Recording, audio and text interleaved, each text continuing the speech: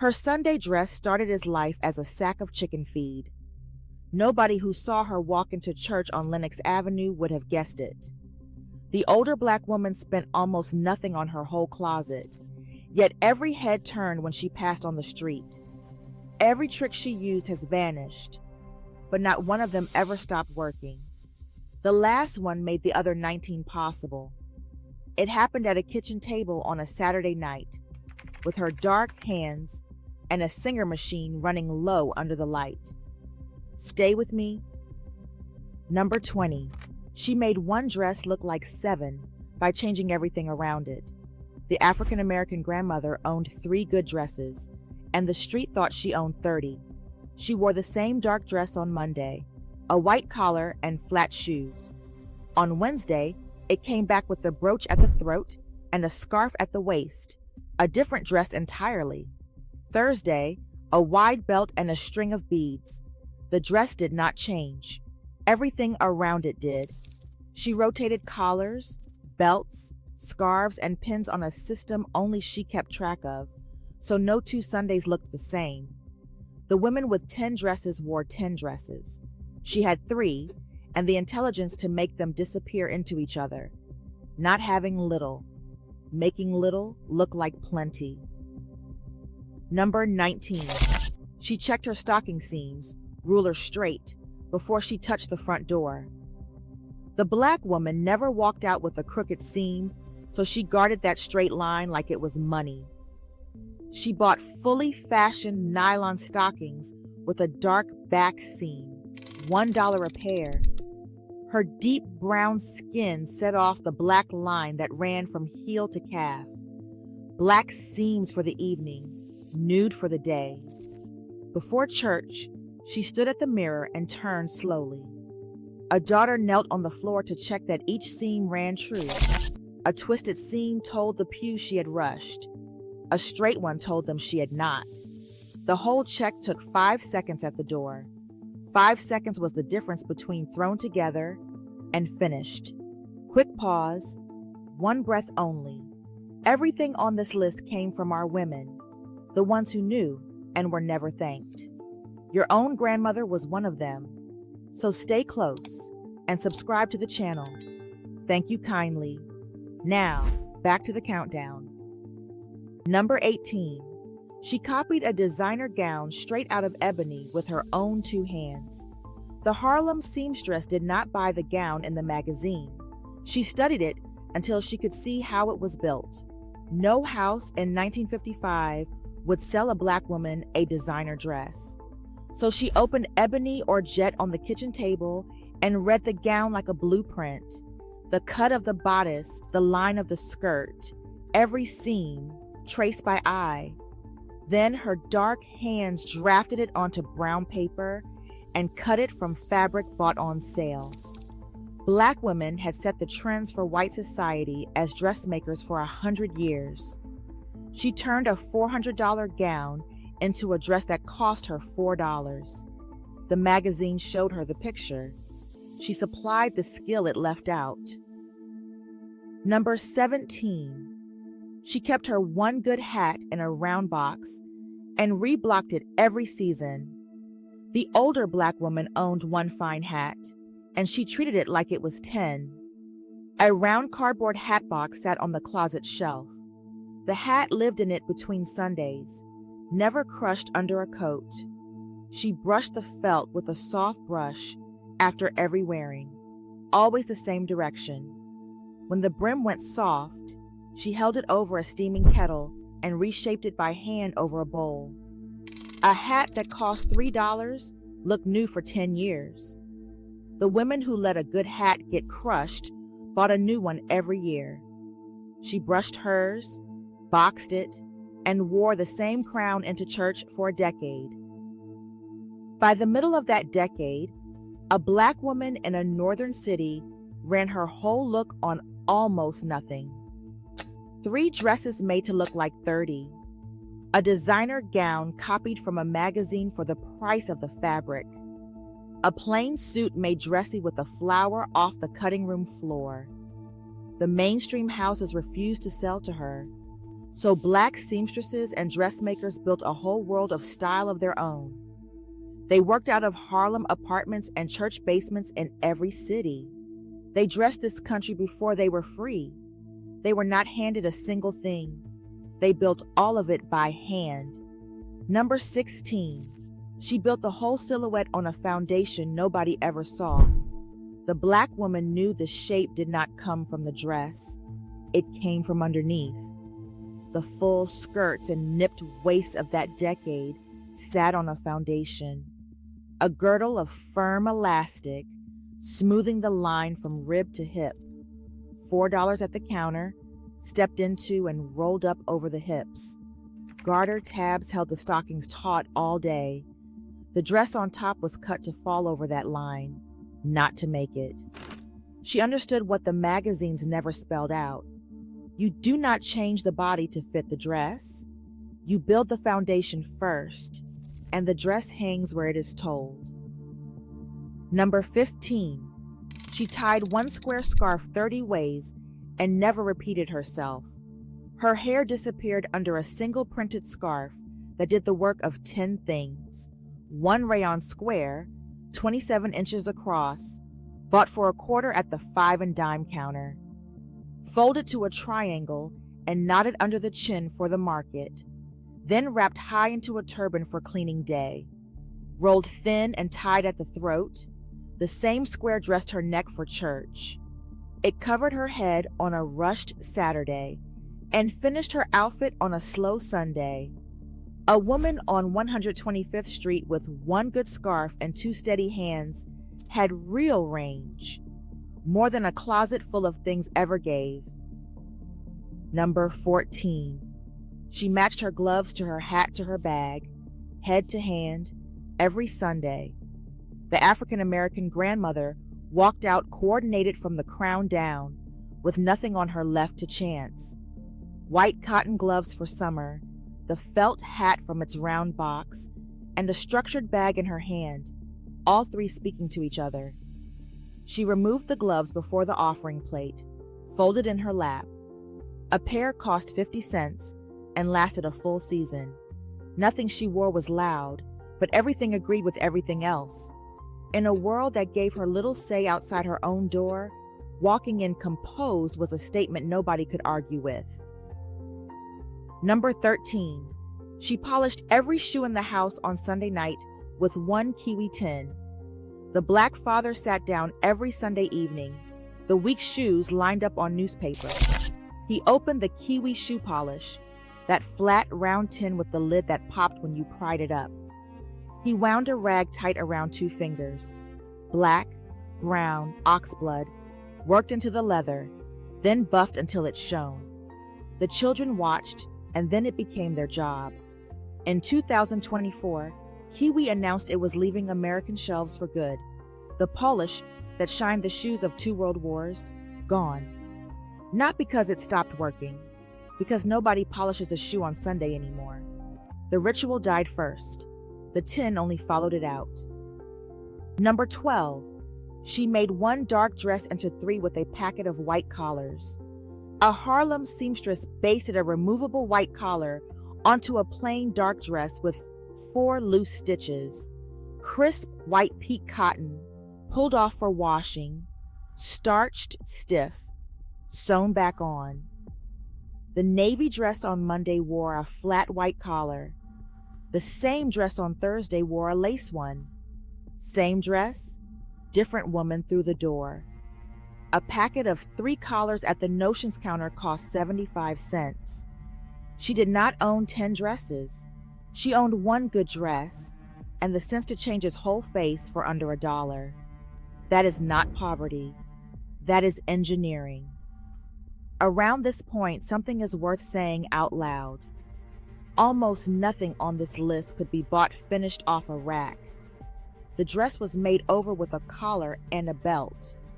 The gown was copied from a magazine by eye. The hat was reblocked over a kettle, and the seam was checked straight at the door. They were not shopping for elegance. They were manufacturing it at home, out of parts, with their 2 hands. That is the thing the stores could never sell, and it is the thing that walked into church every Sunday morning looking like money. Number 11. She poured vinegar in the last rinse so her dark dresses stayed truly dark. The older black woman poured 1 cup of vinegar into the final rinse of the wash. Heinz white vinegar, the tall bottle from the pantry, cost 12 cents and did the work of a premium product. The acetic acid in the vinegar sealed the dye into the cotton fiber and stopped it bleeding gray into the water. A black dress stayed black through a whole season of washing with no costly detergent. The pantry shelf was the laundry shelf. Her kitchen was the laboratory, and every fix she needed already sat somewhere in the house. Number 10. She kept a mending basket by the radio and lost nothing to one small tear. Every house on the block had a mending basket, and the African-American grandmother worked hers every evening. A wicker basket with a darning egg of smooth wood, the size of a small pear, sat open on her lap. A red tomato pincushion and a thimble worn shiny on one side lived in the bottom of it. She darned a stocking heel and patched a child's school pants while the radio played low. A torn hem was never a reason to throw a thing out. Mending was loyalty. Loyalty to the cloth and to the dollar it cost. Giving up on something over one small flaw was its own kind of failure. Number 9. She pressed with a damp cloth so good fabric never went shiny. The black mother never set a bare iron on good cloth. She always laid something between them first. A damp square of white muslin went over the collar. She pressed straight down through it, never dragging the iron across. Steam hissed up when the hot iron met the wet cotton. The cloth kept wool from going shiny and silk from scorching. There is a difference between ironing and pressing. Ironing is keeping up, but pressing is craft, the way a carpenter sands the last edge before the work leaves his shop. She was not doing a chore at that board. She was finishing the piece. Think for a second about how much of this is simply gone. No woman checks a stocking seam at the door now. No hand sews a collar onto a dress to make it new. The gloves went first, then the hats. Then the very idea that you finished an outfit before you let the world see it. None of it stopped working. We just stopped doing it. Number 8. She pinned a handmade fabric flower to a plain suit and changed the whole thing. The black woman turned a plain dark suit dressy with a corsage she made herself. A few scraps of silk or velvet, cut into petals and stitched into a flower, sometimes shaped like red cherries or violets. She pinned it to the lapel or at the shoulder of a straight-skirted suit. It cost nothing but scraps from a dress. A dull gray suit became a Sunday suit, from one fabric bloom at the collar. The store charged $2 for a silk corsage. She made hers from the cutting room floor. The same suit walked into church looking like it had been bought for the occasion. Number 7. She wore the hat tilted just so and pinned it down against any wind. The black woman never set her hat flat and square on her head. She always wore it at an angle, tilted slightly forward or a touch to one side. It was the angle that said she had thought about it. A long hat pin pushed through the crown, holding it dead still through the walk to church. The tilt was the difference between a hat sitting on a head and one truly worn. She learned the angle at a mirror and kept it the same every Sunday. The congregation knew her silhouette coming through the door. A hat worn flat is just a covering. A hat worn at her angle was a signature nobody else on the pew could copy. Number 6. She wore a slip under everything, always, and never once skipped it. The black woman never wore a dress without a slip beneath it, not one single time. A rayon slip cut on the bias so it skimmed the body without clinging went on before the dress every morning. A half slip for skirts, a full slip for dresses, always cut 1 inch shorter than the hem above it. The slip stopped the skirt sticking to her legs in July and stopped the light showing through thin cotton. The whole look was built in layers from the inside out. The thing nobody ever saw was the thing that made everything on top of it hang clean. Number 5. She owned 2 pairs of good shoes and kept them like they were 10. The African-American grandmother had 2 or 3 well-kept pairs, not 20. A black pair, a brown pair, and the white pair that came out only after Easter. She wiped them down the night before with a damp rag, then set them by the back door to dry. Inside each shoe, a shoe tree or a rolled newspaper held the shape. A good pair cost $5, and she made them last 10 years. Owning little meant she could afford for it to be good. The closet was small, nothing in it was cheap. Number 4. She matched her bag to her shoes without a single exception. The black woman matched her handbag to her shoes every single time she left the house. Black bag with black shoes, brown with brown, and navy with navy, with no exceptions made. After Easter, the white bag and white shoes came out together. After the first cool week, back in the box. It was a system, not a suggestion. Matching was never about chasing a trend. It was about coherence, telling every room she was put together on purpose.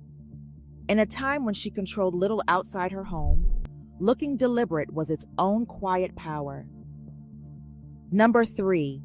She wore 1 strand of pearls for 40 years until they became witnesses. The African-American grandmother owned 1 strand of pearls, and she wore them for a lifetime. A single strand of cultured pearls, fastened at the back of the neck by hands that learned to do it without a mirror.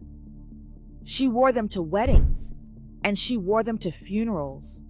She wore them to the job interview, sat straight, and got the position. She wore them to Christmas dinner for 40 years. They were not an accessory. They were witnesses. They were there at the christening, when the baby was carried down the front pew. They were there at the burial, when the same family stood in black. The clasp wore thin, and she had it mended, never replaced. When the daughter finally received them, in a velvet box gone soft at the corners, she did not receive jewelry. She received her mother's whole, 1 clasp at a time. A new thing has been nowhere. These pearls had been everywhere. But there is 1 trick left, and it is the one that made every single item before it possible. It did not happen at a department store counter. It happened at a kitchen table on a Saturday night. The Singer machine uncovered under the light. Number 2. She kept 1 outfit that was worn for nothing in this world but the Lord. The African-American grandmother had her Sunday best, and it was set aside for nothing else. 1 dress, 1 hat, 1 pair of gloves, kept apart and worn only through the church doors. Her dark hands hung it separate the moment she got home, brushed and put away before supper. It never went to the store, never to work. A child who reached for it learned fast not to touch. That 1 good outfit could be 10 years old and still look new. Worn a few hours a week, then retired until the next Sunday. The women who wore everything for everything wore it out. She protected the 1 thing meant to be seen. It stayed perfect for a decade. Number 1.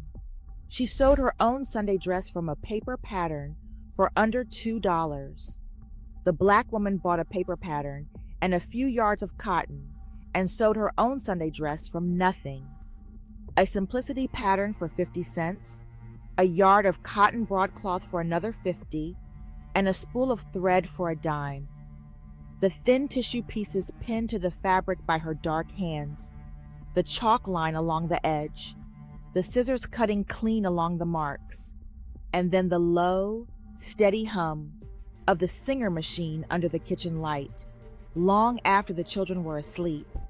That sound was a Black woman building something that belonged to no one but her. The skill moved from mother to daughter, a hand guiding a hand. What walked through the church doors on Sunday morning was a dress cut to her exact shoulders and her exact waist. It fit her and nobody else on the street. That pattern envelope with the drawing of the elegant woman on the front was a promise. The promise that a Black woman with a needle and patience could make herself anything she wanted it. And she did. Somewhere right now, a sewing machine sits in the back of a closet. The bobbin is still threaded from the last thing she ever made. The Black woman who used it is gone. But the dresses she cut from those paper patterns still hang in a daughter's spare room, wrapped in plastic, too well made to give away. Hold one up to the light. You can still see the tiny, even stitches, each one placed by her own hand, invisible from the outside. Each one is proof that she did not buy her elegance. She built it at a kitchen table after dark, with brown hands that pressed and pinned and stitched long after the house was asleep. Hands that never once got the thanks they had earned.